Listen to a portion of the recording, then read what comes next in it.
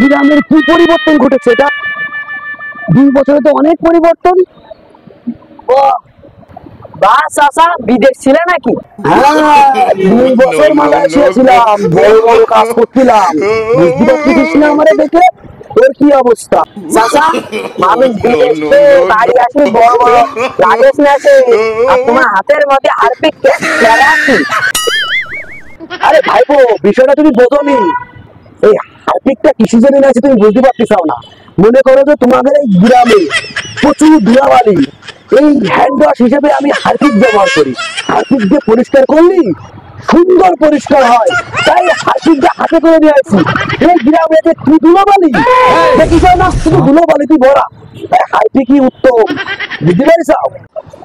আচ্ছা, যশোর টাউনের মধ্যে সব থেকে বড় শহরে পালবাড়ির উপর, আর তুমি এটা গ্রাম না দিলে তুমি কি ভূত গাই?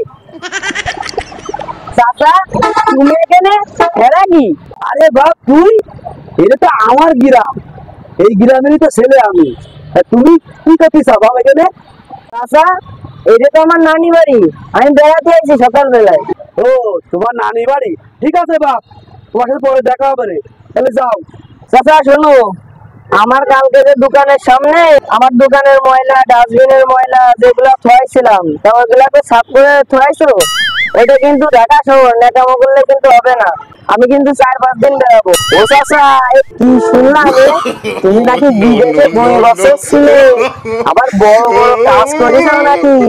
ঢাকা শহরে সুইপারের কাজ করতে, এই জন্য তো তোর হাতে হারপিকের বোতল কেন? স্যান্ডাস স্যান্ডাস